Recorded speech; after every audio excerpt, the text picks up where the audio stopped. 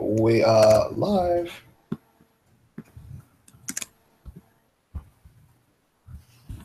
Okay, am I gonna do all the You talking? can start. Yeah, sorry. I'm trying Okay. to send the link again. Okay, everyone. So we basically we rank the cast. In that last on day 39, we get finalized our cast ranking, and we're gonna be revealing that in the order from 20 to 1. The person that's number 1 on our ranking is gonna be awarded Player of the Season. The way that we did our ranking was that Connor and I did 2 separate lists. One list was based on favoritism. That would, what factored into that was just how much we liked watching this player play the game, how entertaining we thought they were, and, in general, just how much we liked them. The second list was based, more objectively on gameplay. So, favoritism and personal bias aside, if we interpret somebody's game as a good game, then that's how we ordered that list, and then we averaged those 2 lists out. Once we got those averages, then we averaged my final list and Connor's final list, and then that's how we got the one that we're going to reveal here. Yeah, I think that's basically the gist of it. What we're going to be doing now is we're going to start at number 20, reveal who that person is, offer some insight on what we thought about his or her game or their game, and then we're going to reveal what their EDGIC overall rating was, and then we'll move on to the next person. If anybody has any questions they want to ask during the broadcast about the game, about the season, or any talking points they want us to discuss, we'll do that as well. This is like the reunion. If any players would like to come in and offer insight on something in particular, we might do that. That's if it's like something that we deem interesting enough. Other than that, I think we're good to go. Yeah. Yeah, I guess.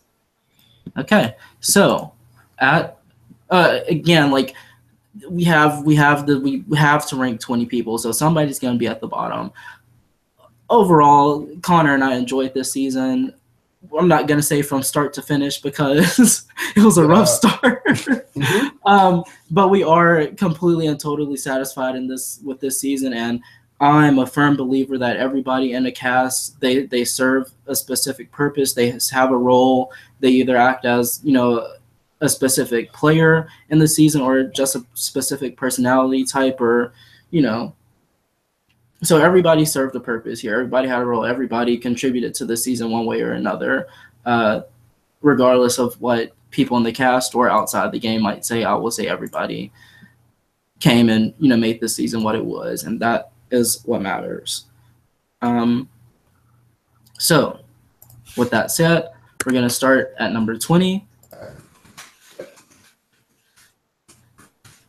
I'm going to put it in the chat so people who are not watching will see. Yeah, go for it. So at number 20, we have Alex. His average placement order for our list was 19.25. Alex's overall EDGIC that we gave him was middle of the road negative. This is a player that, has some strategic input, but never fully develops into somebody who's a completely well-rounded personality or player, or simply did not serve like the biggest role, throughout an episode or the season in general. Alex, I thought, had a very good application. I think as soon as I read it, I wanted him in the cast because he made a really strong case for himself as a challenger. And the game, I think he was a bit messy, and that's obviously why he was the first challenger voted out. There was a handful of mistakes made in those first few rounds of the game on Alex's end, and the way that challenger shop was set up and the way that the alliances were and the way they overlapped. I think Alex was probably like the most beneficial person to leave for everybody on that tribe when he did. Mhm. Well, yeah, I think he just started out a bit too, fast, I guess. Made like alliances Right, yeah, a bit too that early out the gate. the Challengers tribe was like relatively quiet, or at least they all said they were quiet about each other. So Alex kind of stuck out as a sore thumb, as like the person who was initiating conversations with people, wanted to call everybody, wanted to, like really strategize. Like Alex was there to strategize, wasn't really there for much small Yeah, talk. and especially if you're like winning the first two challenges, it's not really necessary to do that. Right. I think with that group of people, with players like Logan and Riley, they and specifically those two, I think they're the ones that want to, sort of develop those closer social relationships off like in that early stage of the game. So when they were the ones, sort of in the power position when that third tribal council came around, it was, pretty much it for Alex. Yeah. I think that's But all I yeah. have to say on that. I didn't have Yeah. much to say. It was like really early in the game and I forgot what happened. So next person is at 19 is Ting Ting. Ting Ting's overall placement average was 19. And Ting Ting's overall EDGIC rating was UTR. I really don't have much to say on Ting Ting's part because she same. was probably like the most quiet person in the cast. She didn't really have she much got UTR impact on she the wasn't season at one of all. the people. She wasn't one of the people calling the shots in that original Challengers tribe, and then When she swapped, she didn't go to tribal. Didn't go to so tribal after the first swap, and then was the first swap boot after the second one. yeah, she didn't really have much like impact on the season. No one really talked about her as like a close ally to them. She just Ting Ting was also like a really big question mark for everybody. There are a handful of confessionals that say I don't know where Ting Ting is at in this game. Yeah, I think it's just because people viewed her social game as weak, I guess, and that's why she was just a non-factor in the season. Mm-hmm. If she had a better social game, she probably would have. Right, because she probably could have done something. Yeah.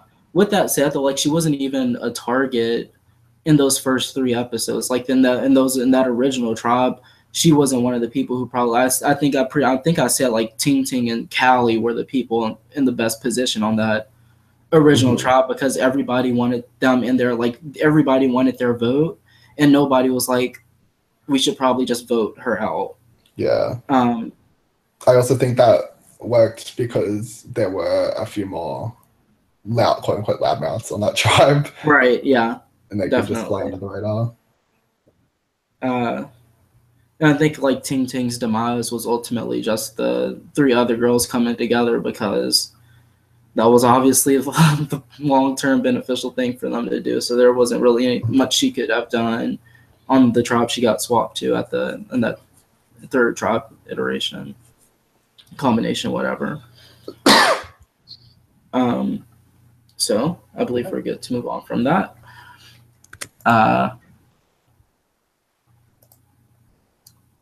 Sorry. At number 18, we have Elliot, whose overall average placement was 18. Elliot's overall EDGIC is OTTN. With Elliot also made like a really strong case for himself in the application process and was one of the people that I wanted to cast at the beginning. Likewise.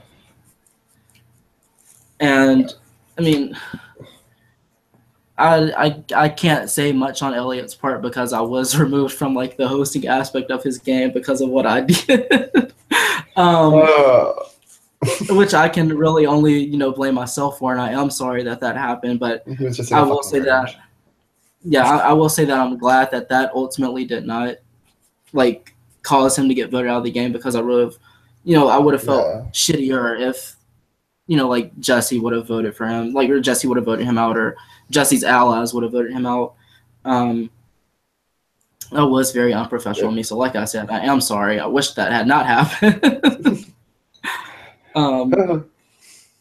Yeah. But yeah, again, I think, a lot of stuff changes when you get around to Elliott's boot. Like if Kamea doesn't lose that challenge right before the merge, I think we have an entirely different season. Exactly. Post-merge, because he... we've been saying... I mean, like... you go. Go ahead. No, just saying how, like, we've been talking about how those 3 boots before the merge really set up what the merge was. Right, I think Elliott's boot was probably the most important of the 3.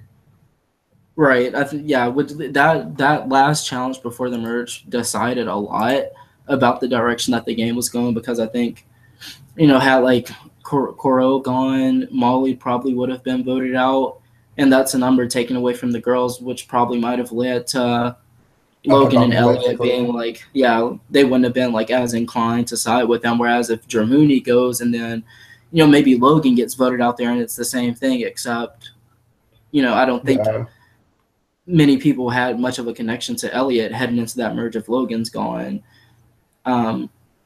So that was kind of that like last round, what it's, crucial to the way that the rest of the game was going to play out, I think.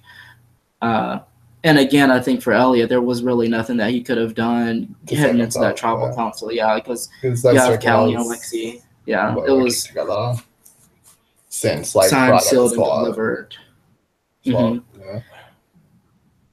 But other than that, I think that's overall like he kind of had an impact in the season, but not really. I don't know. Like he was talked about mostly just as like an easy boot the whole way through. Mm-hmm. But had he made merge like with Logan and somehow those 4 girls, like I think they could have been like a strong 6. Definitely, I agree. So I think if he had made merge, he probably could have gone really deep in the game. Mm-hmm. But that did not happen. So next person, number 17 is Carson, whose average placement in the ranking was also 18, but was ranked higher than Elliott because he made it further than Elliott. Carson, I reached out to play the season because I really enjoyed playing All-Stars with Carson, and I thought the way that he played the game was really interesting, at the very least, very compatible with was very compatible with the way that I played the game, at least in All-Stars. So I think that even like after when All-Stars was finished, Carson was one of the people that I asked if he would be willing to play this season when the time came, and fortunately his scheduling worked out and he was able to play the game. And I think with Carson in this season was sorry, before I get into all that, Carson's overall EDGIC was middle of the road negative as well. Just because Carson, the way Carson played the game was not at all compatible with the majority of this cast. A lot of people complained about the Carson's like approach to the game in general, which is partially Carson's fault, but it's also the fault of the cast for not being able to figure out how to make that work for them. I think like Jesse and Sharif were the only ones who really figured Carson out and how to play with Carson. I think Carson's issue in the game in general this season was at times he was quite emotional and ultimately a bit too passive for the competitive level of this season in general, because Carson is one of the players who tends to want the game to happen around him. Carson doesn't want to be the one initiating moves or, making the big, bold moves. When the way that Carson plays the game, he's often positioned so that he's the one who can, pick and choose what happens. I think that the way that Carson is, I think there were at least 3 times where if Carson wanted to do something, genuinely wanted to do something, he could have made a pretty big move that would have altered the game drastically. But Carson's head was never really at that point. Most of the time, I found that Carson got halfway with most of his thinking. I think he was too like. Specifically, I think. I was Go gonna ahead. say I think he was like too afraid to like make the move. Like I wish he was more like confident and had Right. the Yeah. power. Like what's the word? I can't think of the word, but like wanted like went forth with like making the moves he wanted to make, because I wish he didn't just sit there and like sit in a majority and basically act like just be like, oh, I'm not the one getting voted out, so I don't care this round. You know what I mean? Right. I agree. Yeah, I think that's part of his gameplay that was found like the most grating by most people, including ourselves. Was that he was fine just like guarding it to the end. Right. I think there was maybe one or two times where Carson said in confessionals that he picked up on what Sharif and Jesse were doing with him socially. I think he might have said specifically, I know I'm Jesse's GOAT, but I'm not going to do anything about it. And that's when I was kind of iffy on whether or not I like Carson as a game player, because it takes skill to be able to identify what other players want, especially like in an individual way. And I think the fact that he clocked that with Sharif and Jesse is the sign of a skilled player, but it's only halfway there. Thinking about it, Right. I think if Carson decides right at the merge when he's being approached by Sam, I think if he takes that opportunity to sort of make a move of his own to get out, either Jesse or Sharif, because nobody would have ever really targeted Carson, I don't think, throughout the entire merge. And I think if Carson hadn't gotten rocked out, I think he could have found himself in the finals. I genuinely believe that. But I think it just takes that ability to say. Because he was approached by them, and I don't know how much he was actually considering it. But Right. if he like made that move to work with to flip and go with the girls that round, I still think like the next round or the few rounds after that, he would still be approached by the other side as someone Exactly. to work with. You know what I mean? Right. I think that he would be in a good light with the girls as well. Exactly. I think we can say the same thing as well if you go all the way back to the first episode when you have those two sides forming right before Rocks, and Carson is the only person who or I think maybe Jesse might have been in as well, but Jesse had her mind made up. I think Carson would have been the only person who was kind of iffy. Just sides with the 5 girls in the beginning and doesn't force Rocks, he's not getting voted out next round. So he can pick which of those other 4 people that aren't the girls who leave. Like he could have picked those 4. And then the 5 girls aren't targeting him next round, and the 3 people who stay after that tribal aren't targeting him. But I think he had, he let that decision sort of be dictated for him by Jesse and Sharif. And, if Carson had been rocked out that first round, it would have been on him for not forcing it, because that. I still think him getting rocked out was kind of in an indication to tell people like it's probably not the best idea to just sit there and like go with what the majority wants. Like right. It's not necessarily always the best thing to let the game happen around you. Sometimes you have to, give your input and step up and say what you're willing to have happen and not happen. Because had Carson actually tried to do something with the girls that round, he probably would not have been rocked out at all. Right. Like, votes would probably be different. Right. Yeah, I think with Carson, it's a bit easier to pinpoint from a more like theoretical game standpoint where he went wrong this season. But I think ultimately, like Carson getting rocked out was, satisfied ending for him to leave. And I think that's fair to say. Okay. So next person. At what is this? 2019, 18, 17. At number 16. The numbers are right next to the.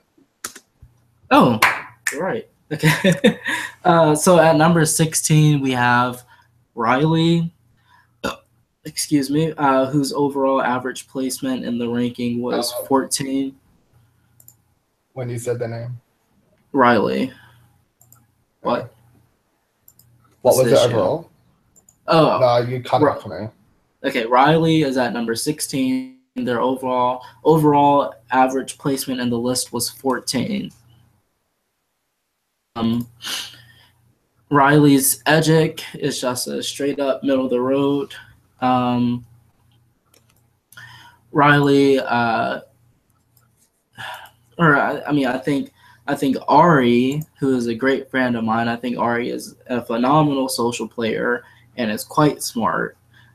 Riley, on the other hand, I would not be able to say the same for. I think Riley, again, was good socially. They were able to make strong bonds with, I think, the people that they wanted to. And I think that the biggest flaw in Riley's game this season is that they did not keep their options open. Mm-hmm. They pick and chose who they dedicated their strong social ability to. I think they were very neglectful towards Kate and Sam and Lexi and Callie, and that ultimately is what lets them getting voted out. If I can offer my personal perspective here, Jen wants me to go on cam, so I'll go on cam. Connor, you can put your eye patch on and go on cam as well. You fucking thought. Okay, so I think personally with Riley, I went on maybe 2 or 3 Skype calls with them to talk things through and hear where their head was at in the game. I remember specifically at the joint tribal council round when I saw that they, were obviously targeting Kate at that point. And I kind of I called them to let them talk about the game, and I wanted them to think out loud and, hear themselves. So I think what really bugged me with Riley this season is that when they were talking about the game in that round, they said, and this has been bugging me the entire season, they said that in a 10-minute call with Kate, they considered, adjusting their entire game in those 10 minutes. And they say that that's why they were so threatened by Kate as a player in this game. And that's totally valid. Good on you for identifying a threat. Kate 100% is a threat, an extremely skilled player. That was valid. My issue with Riley here is that yes, you acknowledged it with Kate, but you failed to acknowledge it with Sharif in the most detrimental way possible. And I think I watched one of Molly's confessionals today, and I think it's maybe after the first, I think going into the second swap, Molly says, I don't understand why these people would rather shoot a sitting duck than shoot the ducks that are flying away.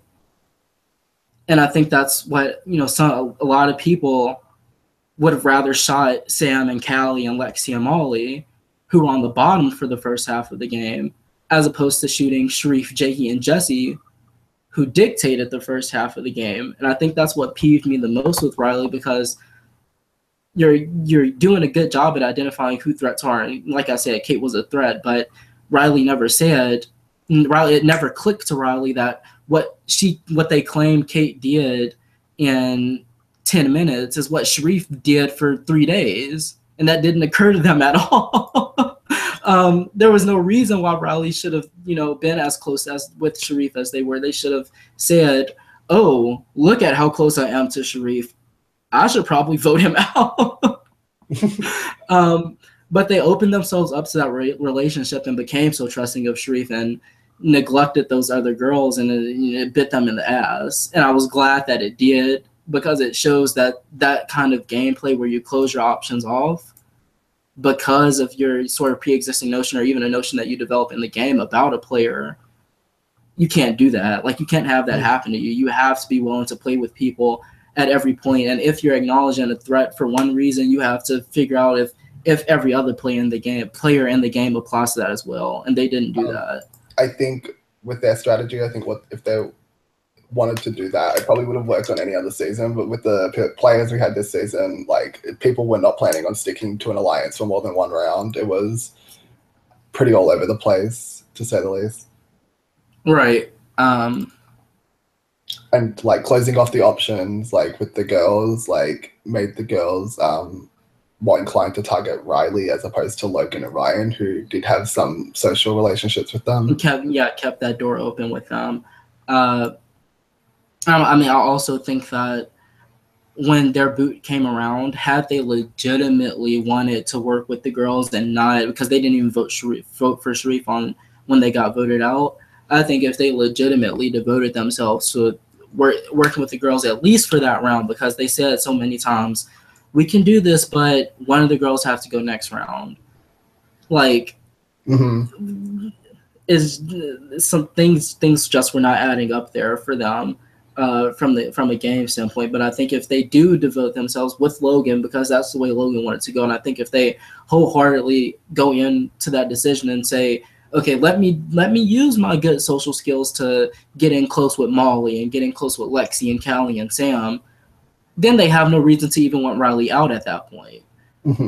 But because Riley closed themselves off from that faction of people, when it came down to deciding between Sharrieff, who, you know, ultimately got to the end, or the person who was really never going to work with them, they had to choose the person that was really never going to work with them.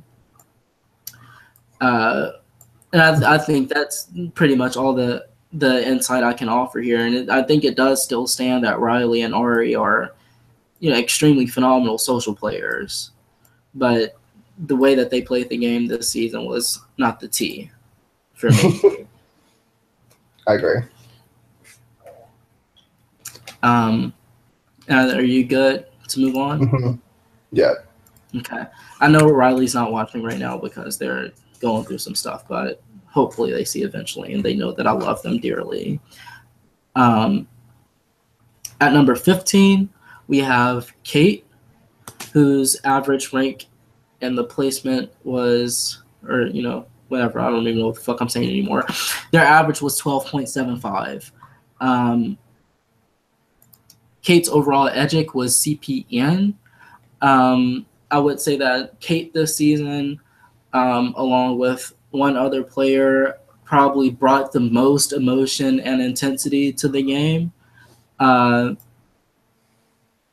don't necessarily think it's appropriate for me to discuss here, like, you know, like what we witnessed from a game standpoint, but I think the flaws in Kate's game was from a theoretical and philosophical standpoint. I think we might have talked about this as well at one point, Connor, that Kate, and I think, you know, Sharrieff clocked her for it in the very beginning, that Kate wants to be the person with all the options.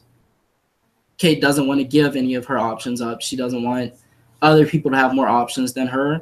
And I think when people catch on to that, that's when they decide that that's when she needs to go. Or at least that's when they're not going to work with her. I think in the beginning, I think like Kate wanting Lexi out, that was obviously the best thing for her to do. I don't know exactly how much like Jen and Hannah might have pushed for wanting Sharrieff out in the very beginning. Obviously not hard enough, because he should have left first. Well, second. But right. But I think like Kate wanting Lexi out, Kate was benefiting from that more than everybody else. And that's like a philosophy I stand by. Like, you need to be the one at the top of that list. So that's fine for Kate. But I think the next round, when you have that dumb as fuck, like, unified alliance plan, where, you know, Sam and Kate, they can say that they didn't necessarily trust Sharrieff, but they trusted him enough to vote the way that he was telling them to. You know what I mean? And to discuss the game with him and Jesse at that point in a way that ultimately decided how they were voting at that second tribal council. I think at that point, I'm only faulting Kate and Sam for that there, because, you know, that also kind of depended on outcome. You know, Sam, it benefited from it in the long term. Kate, not at all. But that kind of could have gone either way. You know me, Connor. I personally think you should never at tribal council. You should always vote for the person that you want to vote for, not to vote in the majority, not to, you know. any of that silly stuff. Like if you want somebody out, you go to tribal council and you vote for them. Unless, you know, I'm not saying like go to tribal council and throw your vote every single round and make like 7-1 or 6-1. You know what I mean? Like, but if there's a way to put in a concrete plan right, to get the person you want right. out. If you can push to make something happen, push to make something happen. Don't you know, sort of give in, because Sam gave in a lot this season, I think, or you know, at least 50%. Yeah, to sort of just to be in the majority, just to save face, just to be in a better spot moving forward. And I think what should have been a red flag for Kate that round, or for Sam as well, as who got that hinky vote? Molly did from Lexi. Mm-hmm. That should have ticked them off that Sharrieff and Jesse and company were not with them at all. I think Simon was the only one who was moving back over to that side at that point. So I think at that point it should have been a red flag for Kate and Sam and Molly to know that they should not trust those people at all, Jesse and Sharrieff specifically. So when we get into that joint tribal council round, we fall back into the same thing that we just saw with Hannah leaving, right? We see Kate and Sharrieff talk things through. We see them come to an agreement, and then we see Sharrieff say, Kate doesn't do this. Kate doesn't give in easily. And then he makes his own plan to get to do what he wants. She literally, yeah, I mean, that was his paranoia, because she literally did what they talked about. Right. So in that dynamic, you know, Kate took on the sort of passive role when she shouldn't. And that's not Kate's gameplay. And I think that's why because Kate wanted to keep in a lot of her options this season, because she was super connected with this cast, she did play sort of more passively than I've seen her play in the past. And I think that's what got her here, because I think if she would have fought for what she wanted, or at least fought to get Sharrieff out, then you have a different game. Because, you know, voting for Elliot at that joint tribal, and, you know, Elliot wasn't leaving. So that was like, I think I've touched on all I could. It would have been better if she went out like voting, like trying to get Sharrieff out or something, you know what I mean? But like, that's what I wish she would have done, but she just went with what she thought everyone else wanted. Right. And, you know, which, I don't know. I think if Kate doesn't go to that joint tribal count, like if that tribe before with Adam and Elliot and Molly and Kate, I think if they go to tribal, I think Kate maybe still gets idled out by Adam. Mm-hmm, probably, like, if that's a normal tribal. But if I don't know, I think if Kate never goes to tribal in that first swap, I think she could have potentially done better. Yeah. But it would have depended on whether or not she goes back to, do I work something out with Sharrieff or do I vote Sharrieff out? And I think that's, you know, as simple as we can make it with that point of view. Okay. Next person. You have Simon at number 14, whose average rank was 12.25.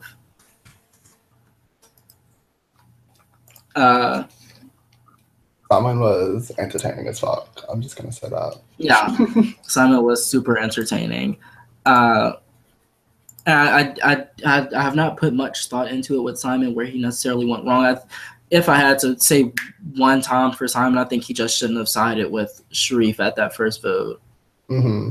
Because he ended up being more loyal to like Kate later on and getting closer to, or like wanting to keep Molly in later on. Yeah. I think if he had just stayed with that, if he had gone with the girls that first round, Simon probably goes far. Mm-hmm. I think because they would have all been loyal to him over like Sharrieff, right? And like Sharrieff and Jesse, I think wanted to work with Simon as well. So even if he doesn't side with them, like they're still not going to target him, mm-hmm. you know. And you know, I think that one, like more specifically than anybody, we can pinpoint that Simon is the one that got fucked over by Sharrieff because of that first decision. They got fucked over like from the people that sided with him. Yeah. So I mean, I don't think there was much Simon could have done after that second swap. pretty much, or even But in that he first swap, he still would have was on left. a tribe with Adam, Jakey, and Ryan, who all were like really close with Sharif. So, and if he was targeting Sharif, like they were going to obviously take him out for Sharif's benefit, but not for their own benefit. You know what I mean? Mm-hmm. Like, Logan asks their predicted average placement. No, this is not their predicted average placement. This is their average rank, like average placement in our rank or in our individual cast rankings. This is where they averaged out. mm-hmm. So there's that.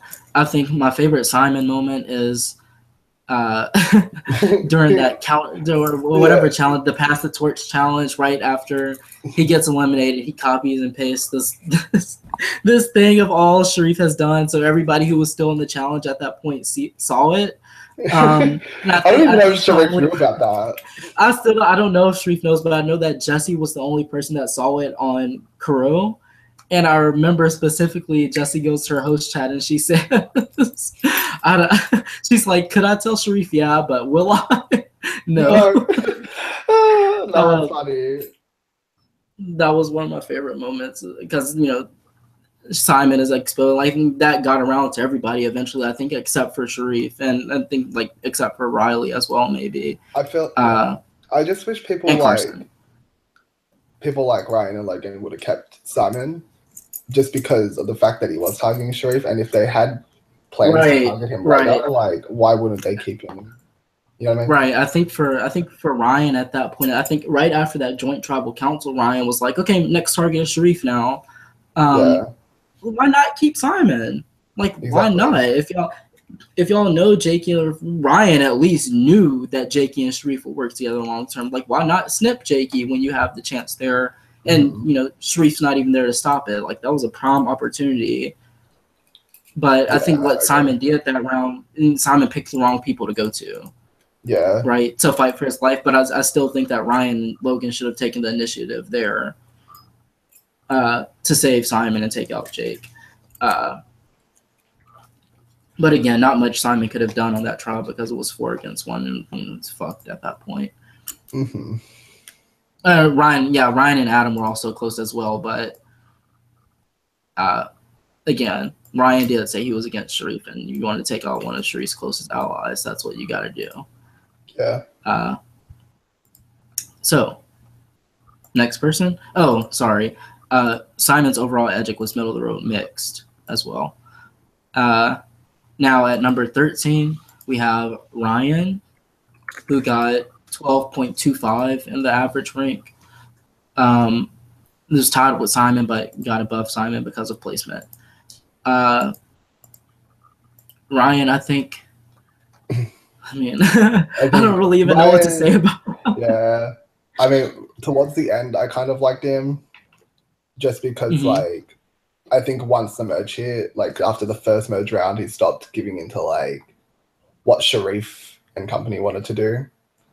But pre-merge, he was enabling the Jesse, Jakey, Sharif alliance to get power at a merge. Yeah. So, yeah. I think that's where most of, like, me being annoyed with Ryan came in. It was like the swapped phases of the game, where he wasn't just really doing anything to stop the people at the top. He was. Actually, scratch that. I know what my biggest issue with Ryan was. Are you talking about when you went into his host chat? Yeah, no, Ryan from the start. I'm quite certain that Ryan from the start antagonized, vilified, and demonized Sam and Kate. Like poison. Like I don't think he said one good thing about them. I don't think he said one good thing about Molly in the first half of the game. And so when you have somebody like Ryan was dead set against those girls in the first half, and that was frustrating to watch because you're not even playing with them and you're against them. And it's because of what he thought about them outside of the game. And yeah, and it was annoying too. Like, why go after a group of people who are like 2 or 3, as opposed to like, why are you going after Kate and Sam? Sharif and Jakey and Jesse. When Sharif and Adam continue, right? They have like 6. they were building their army while, you know, Ryan and Riley, for example, like those two wanted out, you know, the 3 or 4 girls that were at the bottom. Which is fine. Like, we're not at all saying that those 4 girls weren't threats, because they were, including Kate. Yeah. They're extremely good players and they are threats, but how threatening is somebody when they're on the bottom? Mm-hmm. You know what I mean? And I don't think that was something that they acknowledged, at least for Ryan, not until he decided, okay, I want Sharif out. But I think that was the issue. I think, you know, you have to you acknowledge who threats are, but you have to figure out who's at the top and who's at the bottom and why are they in that position. And I don't think it ever occurred to people why Jakey and Jesse and Sharif were at the top for, you know, that first half of the game, which, you know, that I think that bugged me the most, because, you know, people are at the top for a reason. And it's not because they're better players or people at the bottom are worse players. It's just because that's the way that the game went. And nobody acknowledged that, oh, these people are at the top and here's why. Yeah. Here's why we should get them out. And as long as we control the numbers, like, the girls are never going to gain power if we don't let them. Whereas, you know, like, Sharif let, you know, the girls dictate those first, like, 3 merge rounds pretty much. Like, Sharif and Jakey and Jesse, like, let them sort of, like, they work with them. You don't have to work with the girls as long as you're not working with the people at the top either. I think you said it, like, enabling them. Mm-hmm. That was the issue there. And I think that's the best way I can sort of put it in the nicest way possible. Ryan's overall edgic was OTT. I think the back half of the game, Ryan just sort of became like, you know, fuck Sam and fuck Sharif. I'm just going to vote for Sharif every time. Yeah.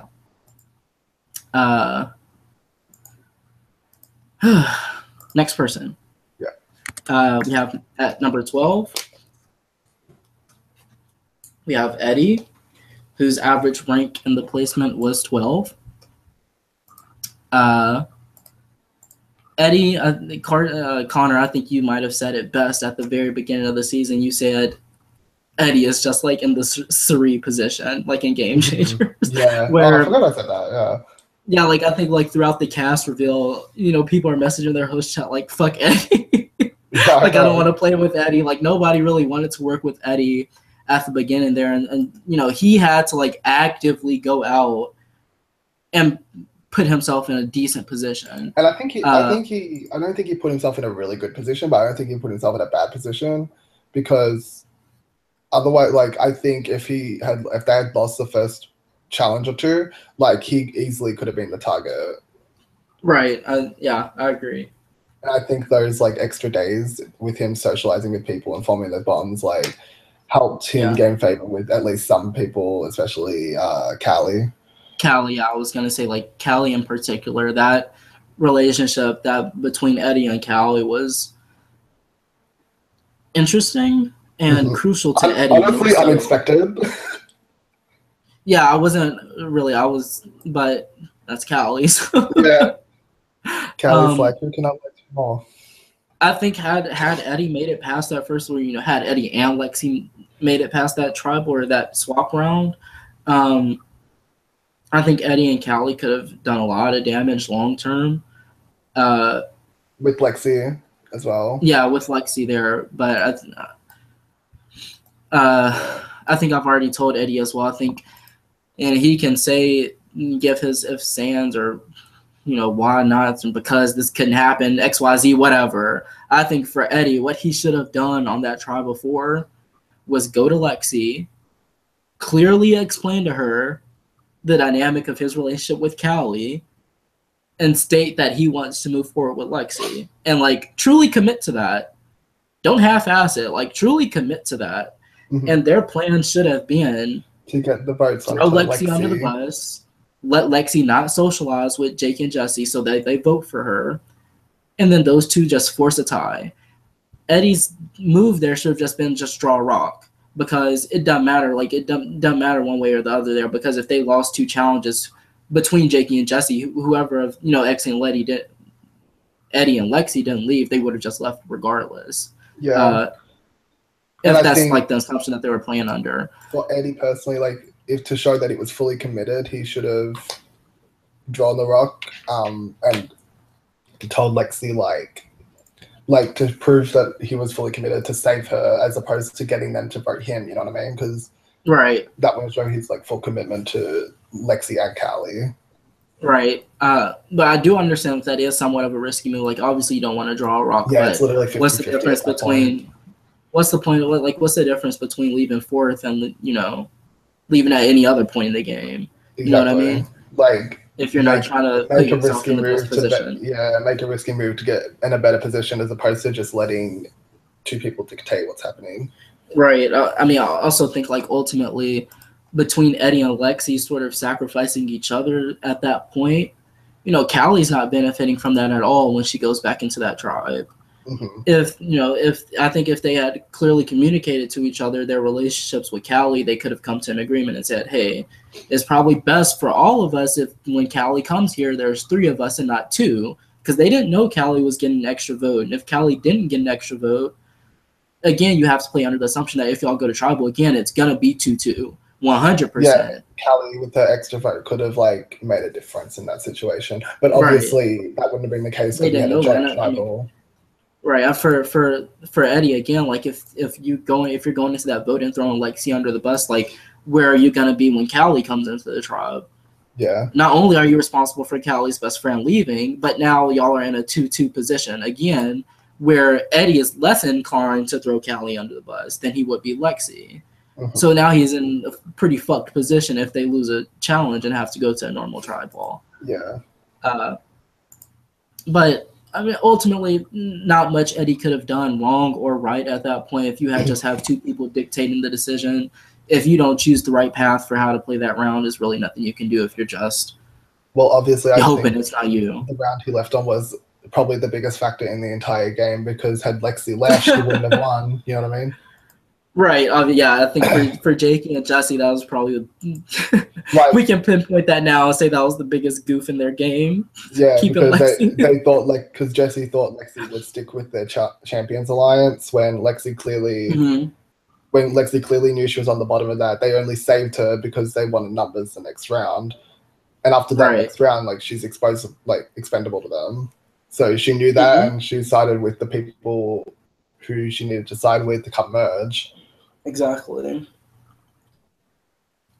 But yeah, Eddie overall, Edgic was CPM.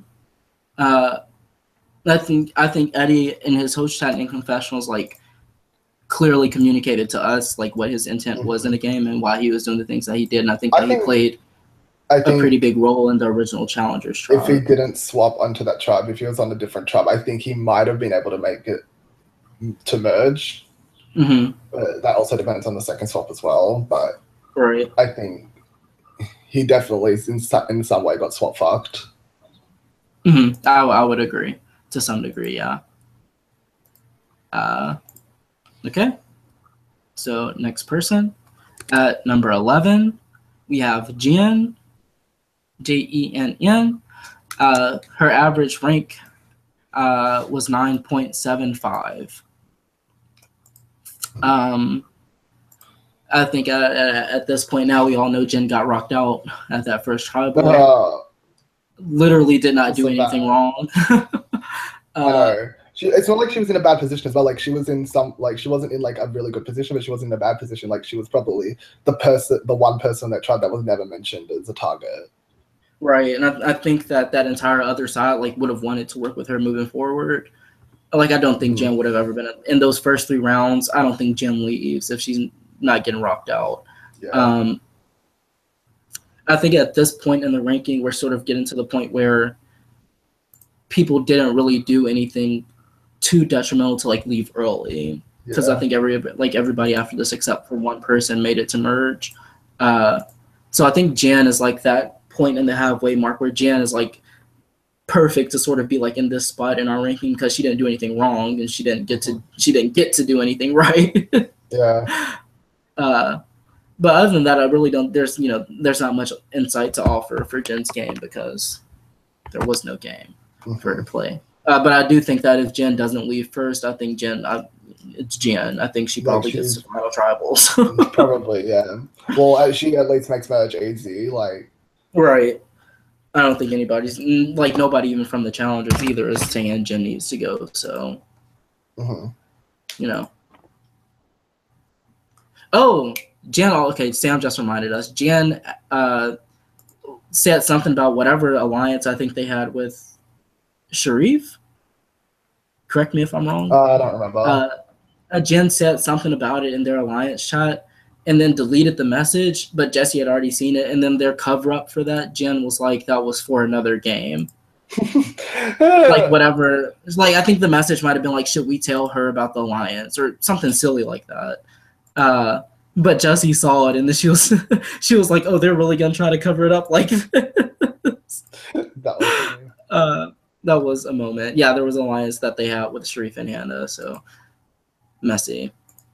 Yeah, well, that tribe was like so confusing. Like there was a new alliance getting made every hour of the day, and it was like with the same people except with one different person in it. Right. It was a different alliance every other day, every day, and that Yasawa tribe, and that tribe was lit to say the least. I would have had a blast playing with them. Oh, that was so messy. It gave me anxiety. So yeah, Jen overall on the Edgic was UTR. Just because she wasn't really the one, she wasn't like Sam or Sharif or Kate in the beginning of the game. She probably would have been available, but she was also like overseas as well. So right, yeah, that was just at the end of her vacation. But yeah, thank you for playing, Jennifer. Next is at number 10, we have Hannah. Her average rank was 9.5. Personally, I love Hannah. One of my favorite people. One of my favorite people to play a game with. One of my favorite people to watch play a game because she keeps it real. Hannah will say what's on her mind, and it's most of the time it's fucking funny. So. Yeah, that one confessional where she's like eating. What is she eating? I just think she like bites into an apple or something. She's like, "This is Sharif." I'm mad. Oh God, a queen. Who also like. I think out of everybody on that original Champions tribe, like Hannah was like the main person. Like, fuck Sharif. Sharif needs to go. Yeah. I think she might have pushed harder for that than anybody else there, and nobody listened.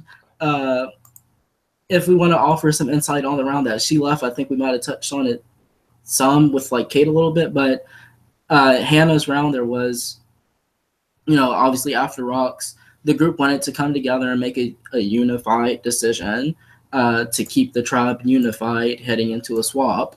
And Hannah just was on the back end of that. And I think, like I said, if you just vote for the person that you want out and not the person for any other silly reason, like Sam had no business voting Hannah out of the game. Mm-hmm. Like, she could have voted with Hannah.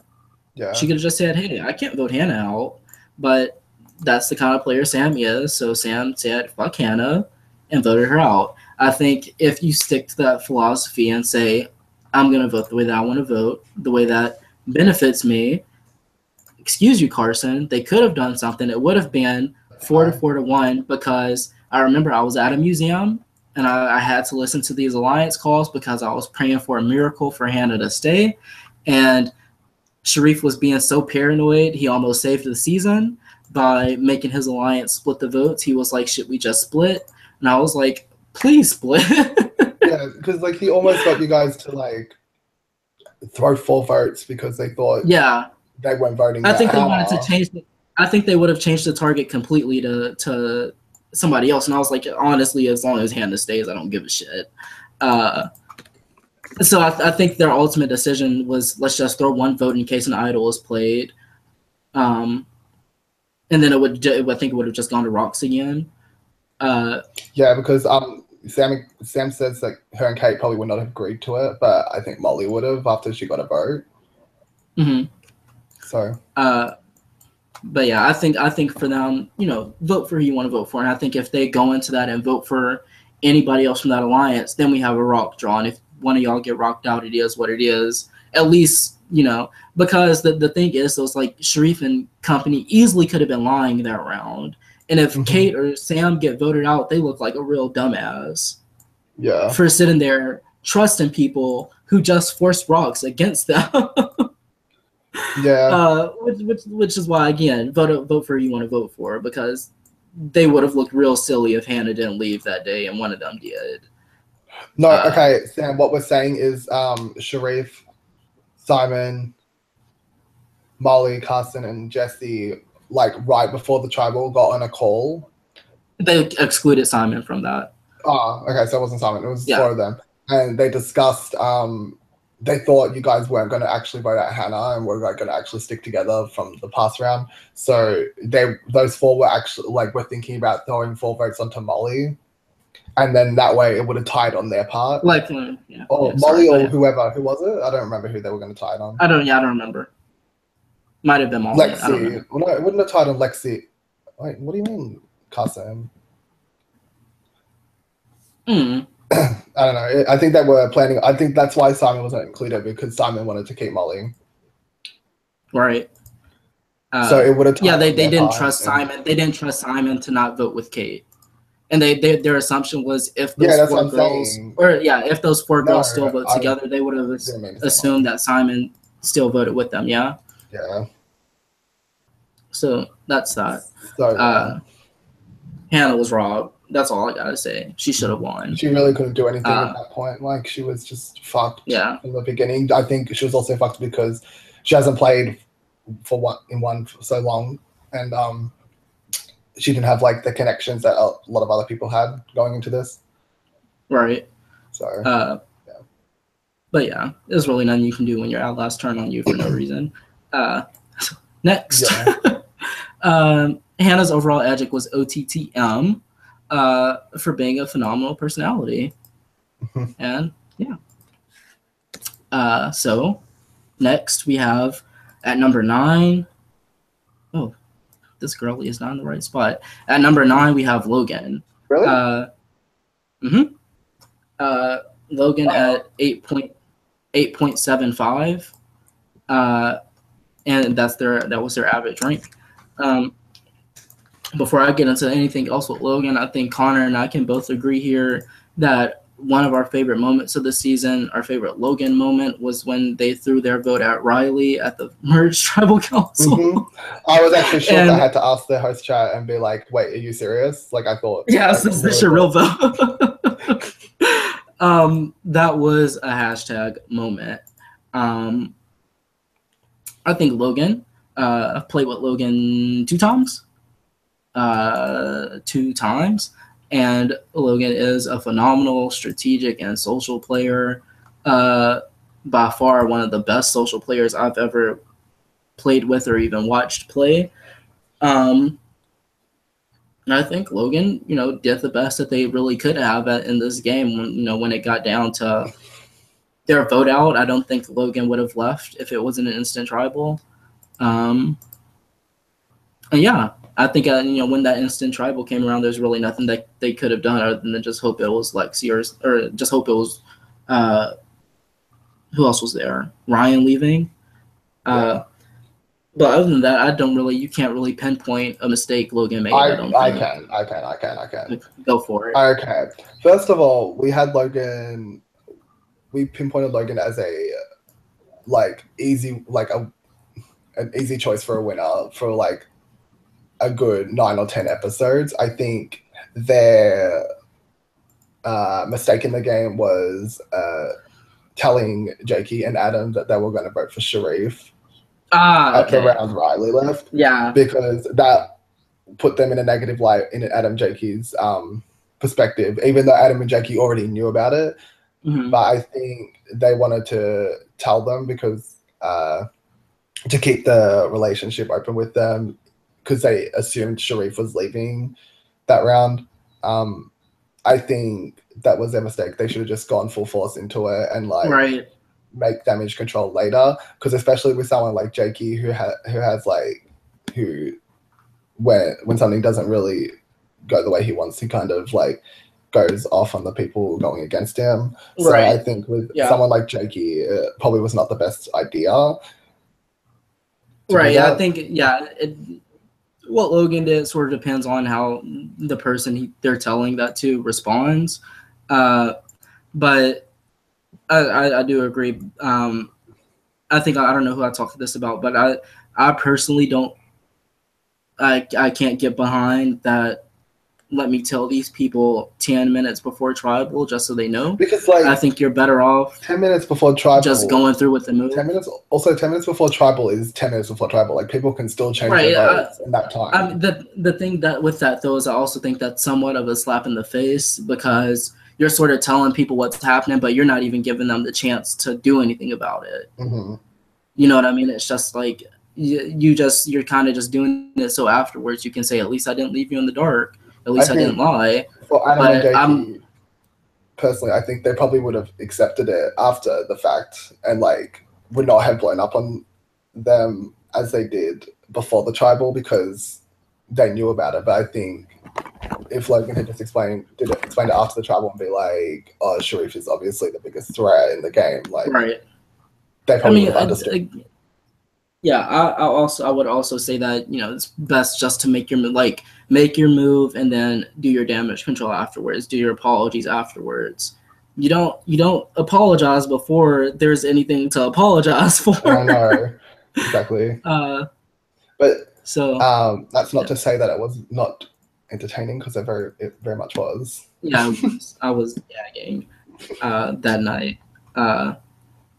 Other than that, and like we said, Logan, strong contender throughout. A very good portion of the game. Yeah. Until that like pretty much the very end there. Entertaining, smart, social. Mm-hmm. So Logan's the full package. Mm-hmm. That's the T. Logan overall, edgically, was CPM. Logan's mixed tone came from those last couple episodes they were in where not a lot of nice stuff was really said about anybody after that. Just from a game standpoint. Other than that, Logan was well liked for the majority of the game.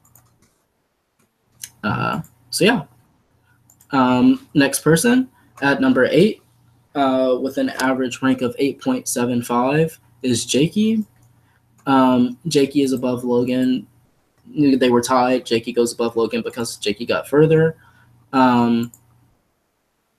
With Jakey, I was excited to have him play the season because Jakey deserved to win a game. And I think that, or rather, before anything else, like edgically, Jakey was CP this season. I think Jakey was probably most consistently the person in the best spot, or like consistently in a good spot. Yeah. Jakey was never really on the bottom. You know what I mean? Yeah, like the way that other people kind of had the rug pulled out from under them. I don't really think that can be said for Jakey other than the round Jesse left. Yeah, and even then, like, he managed to get the numbers. But even then, it wasn't even directly onto him. Like, it was onto his allies. Right. I think like that round as well. I think that's when that Jakey and Callie relationship really came out, and yeah, I think that relationship there is what kept him, because Callie wanted to keep him. That was Callie's decision to have Jesse leave over Jakey, and I think.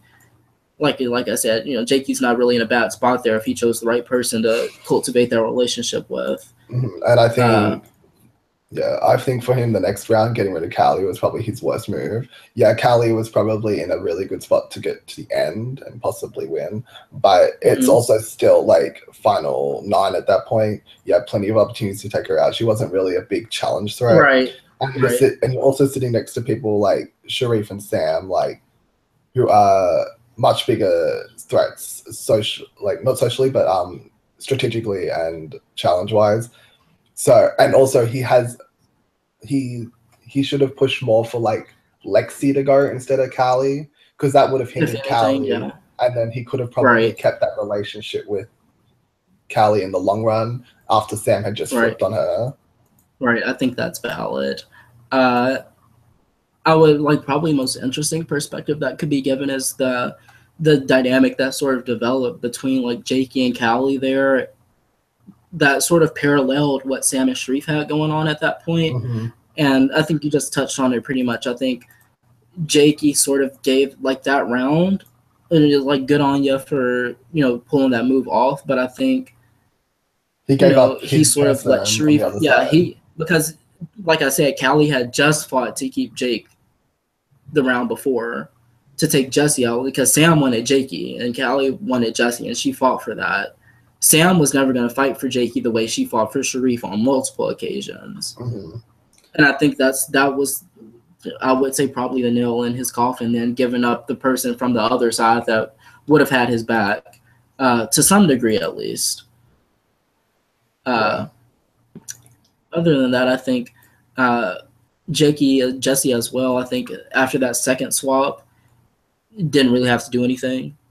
Didn't really have to do much in the first swap either. I think Jakey easily could have won in the end with any combination of people. I think the way he would have gotten there would have been quite boring because he planned on sticking to one alliance and just like having alliances within that alliance and just having like quote unquote the Onion Alliance, I suppose. Right, yeah, I would say because Jakey was working the Jesse and Adam thing, and then the Jesse and the Jesse thing, and just the Sharif thing, and working the Jesse and Sharif thing. And then on top of that had Ryan, Riley, and Logan. Right, and then at the end there are Callie. So I think Ryan and Logan in their decisions were smart to go against them at the time they did, because I don't know if they know this, but they literally would have got like 7th, 6th, and 5th players if they kept sticking with that alliance. Right. But yeah. Like I said, with that said, though, like if Jakey makes it to the end and wins, not a bad winner, but I think the route he goes is just, I don't respect a boring game or something that doesn't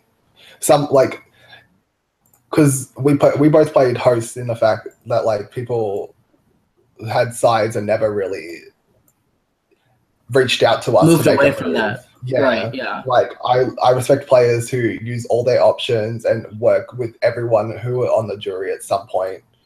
Right. I would say that's probably the way that I would articulate that, is that at least from like a respectable or admirable game standpoint, you're looking, or at least I will look for the player that sort of played the most complex game, in the sense that I think I might have said this about Sharif at one point, early merge, or mid merge maybe, is that I'll actually get to that later on, but I think it's best to work with as many people as you can for at least one vote.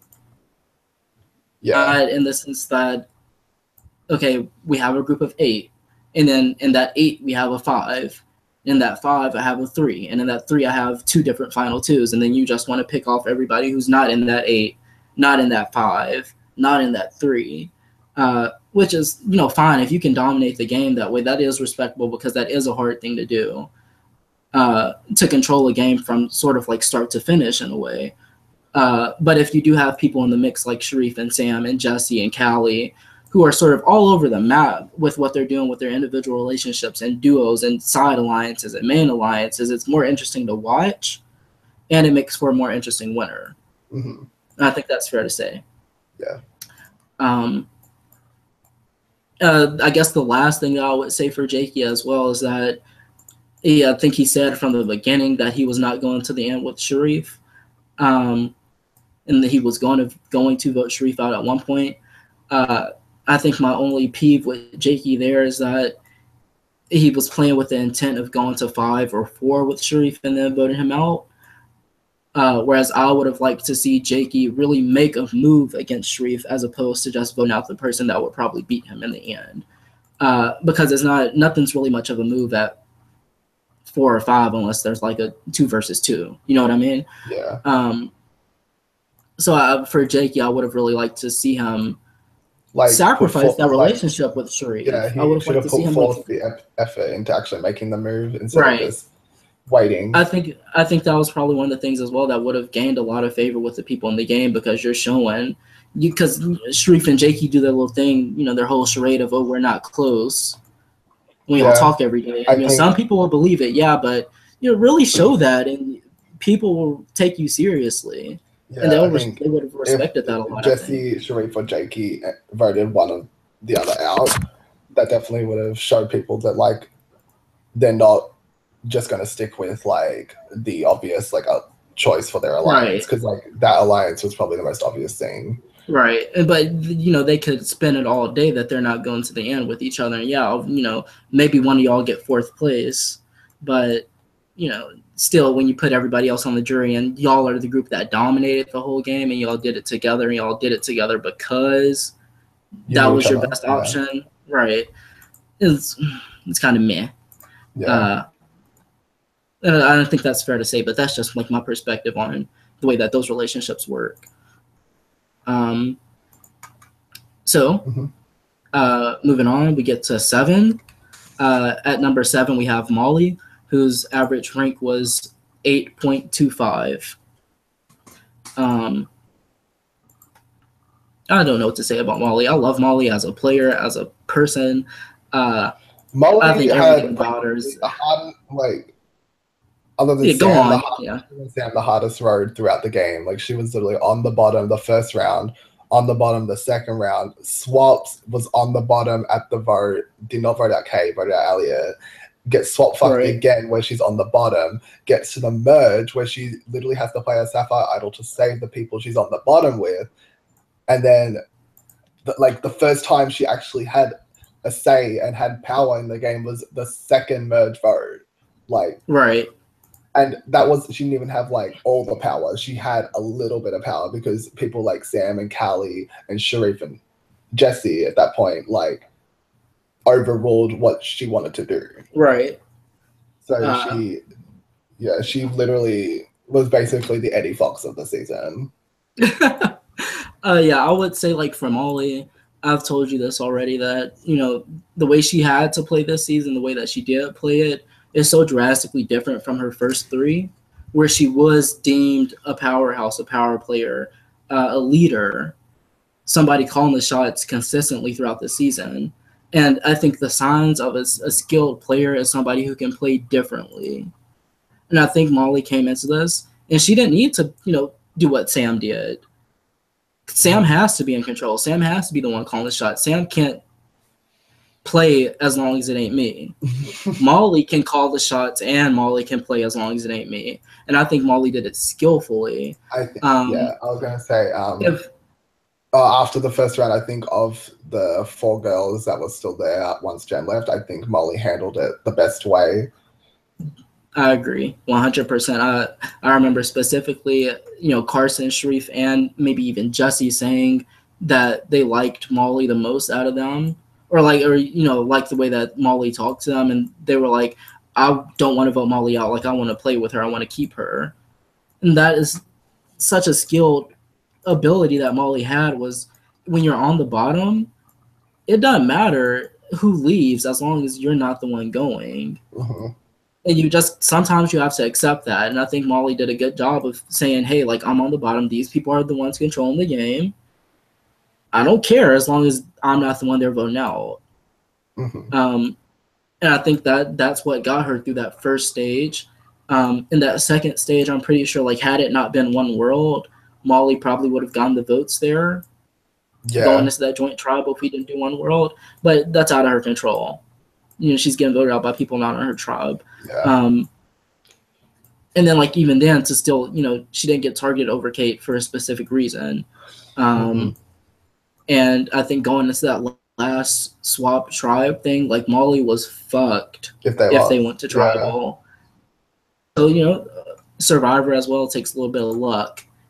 And she got really lucky to win those 3 immunities. Yeah, she didn't have to go to tribal. Molly is also the person responsible for finding the Sapphire Idol. That was probably the focal point of this season. Mm-hmm. And I've told a few people this, but with that Sapphire Idol, we hit the clue to that in the merch feast post. Ryan found it. Ryan was on vacation. And we hit the idol on the blog source code. So if you went and right clicked and did like view page source at the merge, you would have saw it was like, here's what you do to claim the idol, basically with those instructions. And Ryan didn't find it when Ryan was the only one with the clue, and Molly found it without the clue because I think she's played in a season where that was used. And whenever I play a game, I always check the source code just to do it anyways. So I think like good on Molly for getting it there, because if Molly didn't found it because Sam checked beforehand, like before we put it into the page. And so I don't think she would have checked it again. So if Molly doesn't find it, then it gets found, and then we have an entirely different season. Yeah. I think post merge for Molly, like I said, as long as it wasn't really Molly, you still had other people calling the shots. The game happened around Molly, but you have people who have said that like Molly and Lexi and Adam didn't really play the game until Final Six.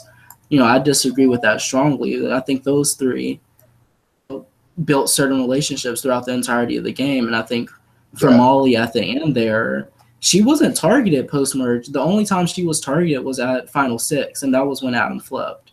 Mm-hmm. Molly, I think she was targeted at the first merge vote too, but that vote changed. So, I mean, for Molly, it's a lot about making people comfortable with you being in the game, and I think she did that perfectly. I think I said it the other day where if you're in a minority alliance and you can still get people to be like to want you to stay in the game over other people, and you get to the end in a minority alliance as a quote unquote GOAT, then you probably deserve a little more credit than you're getting. Right.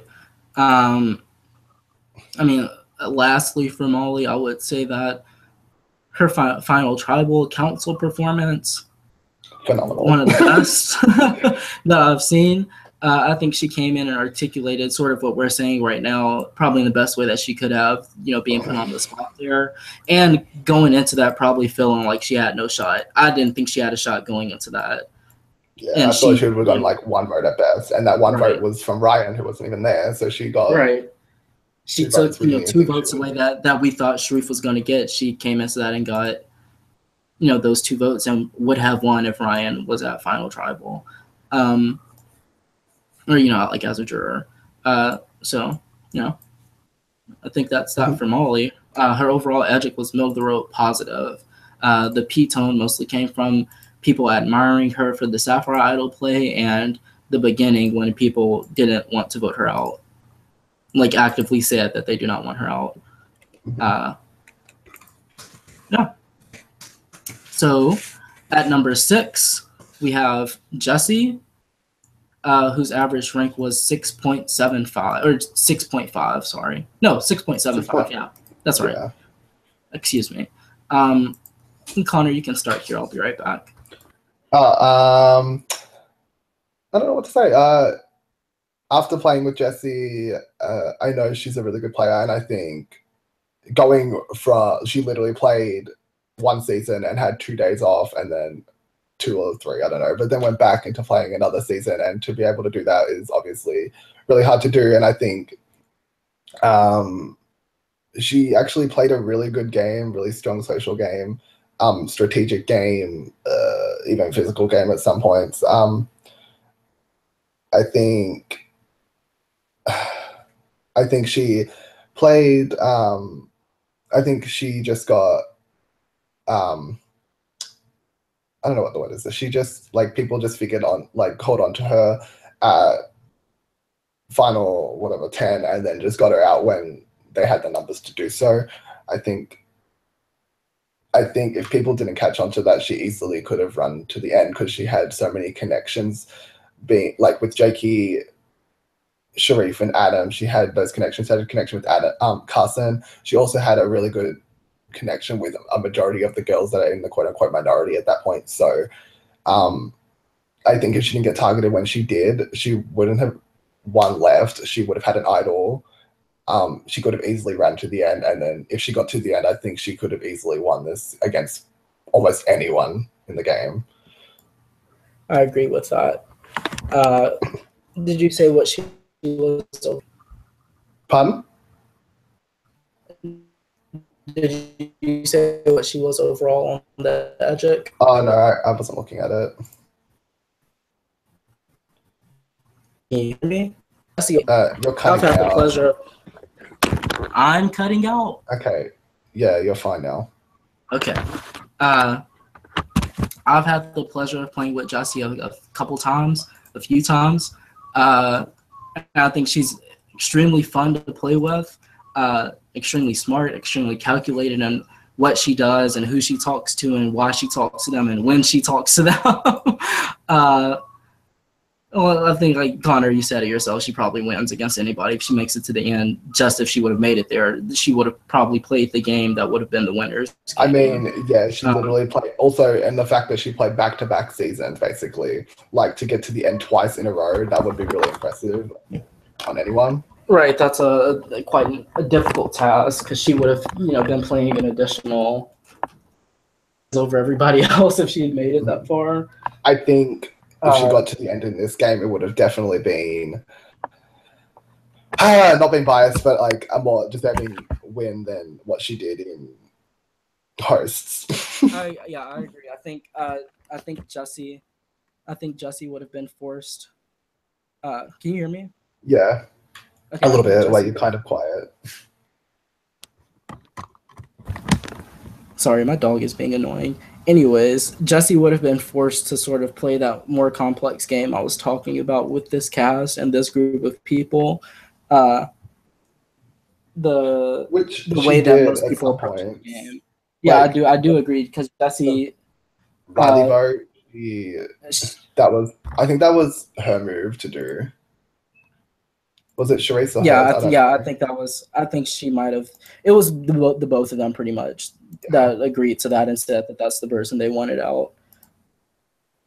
But I think Jessie does a good job at like juggling relationships and all that. I think my favorite Jessie moment, obviously, is when I think Adam does the idol thing post merge.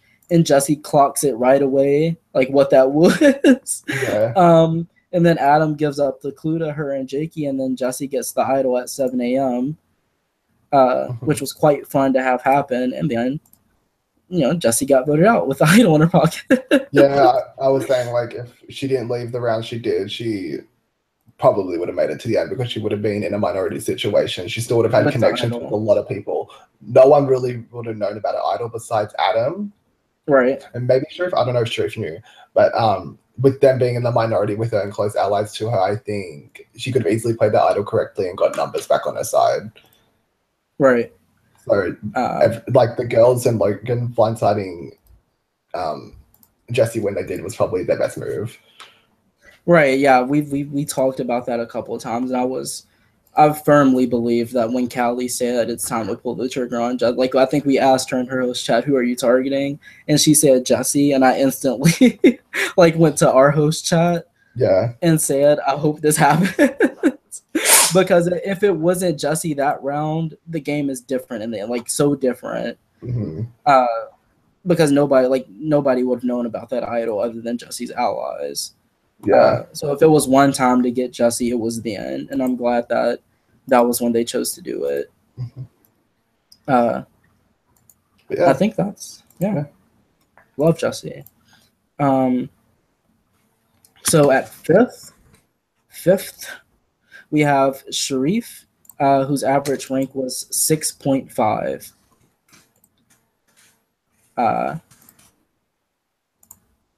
So yeah. Man, what Sharif? I don't know where to start. I know. Sharif was probably the most strategic player of the game going into this. I think he. I can't really. I don't know. I'm at a loss for words. That's all you can say, right? Yeah. I think with Sharif, at this point, there's no calling his wins a fluke. There's no saying he probably should have won this or that season.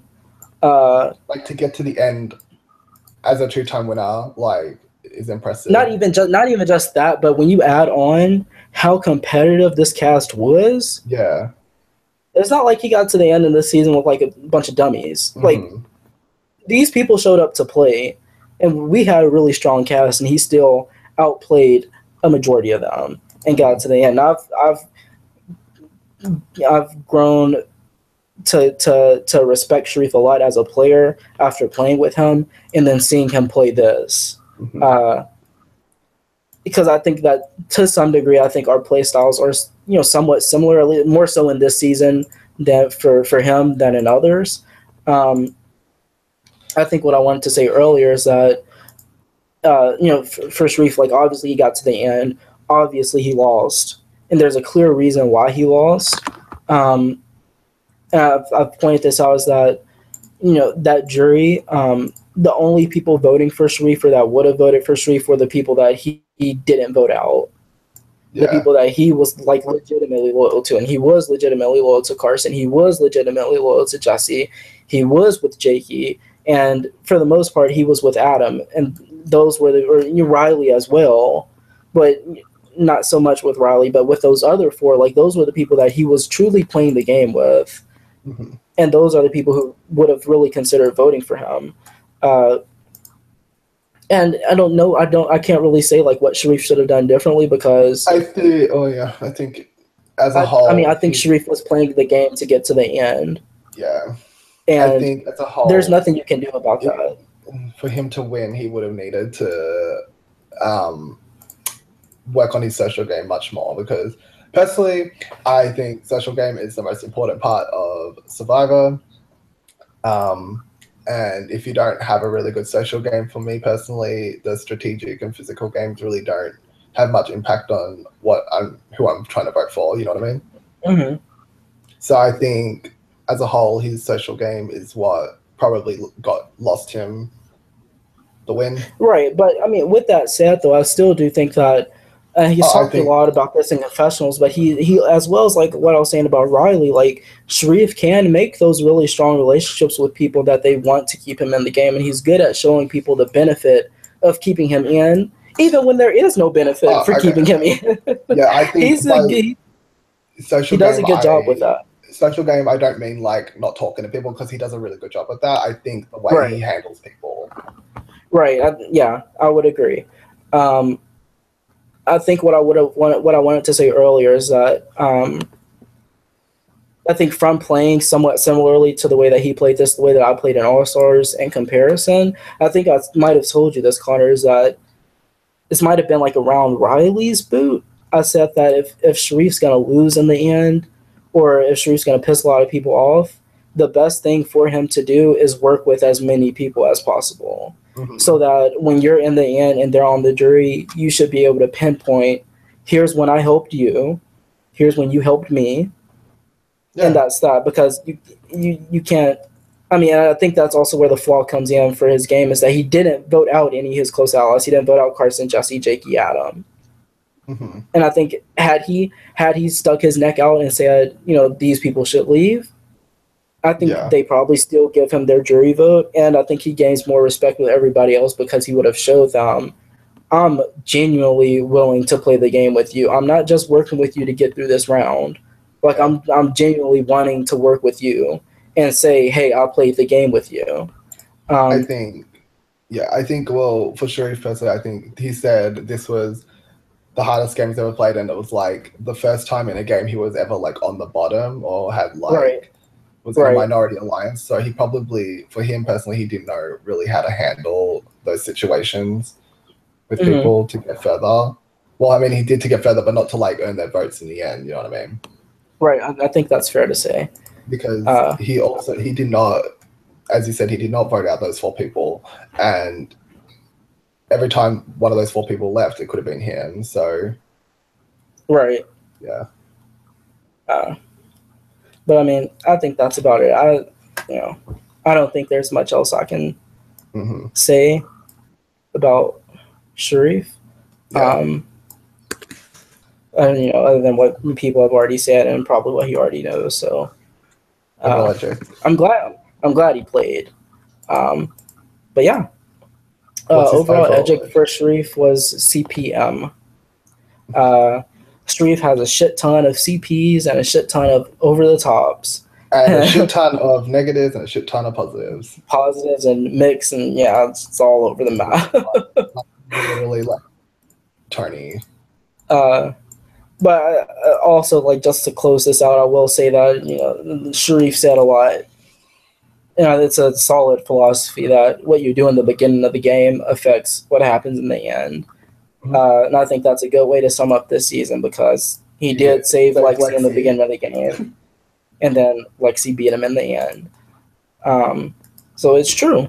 That's all true facts. What you do in the beginning affects the end. Overall, it was a pleasure watching him play. At fourth, we have Lexi, whose average rank was 5.5. Connor, you can start here. Well, she won the season, so obviously. She did win the season. That's true. I think for Lexi, people obviously viewed her as Callie's quote unquote GOAT, which is not the case because we were there on the calls, and she does have a lot of say in what happens with her and Callie. Mm-hmm. I think once Callie left, she was forced to like adapt to survival, I guess. Like she had to like adapt a way to get just another round further. And I think by her doing that and her like working from the bottom and still like using every possible like option for her, I think that's why she won. She didn't really. She also was like, she underestimates her social game a lot, because I think the way she comes across with people, she's really likable.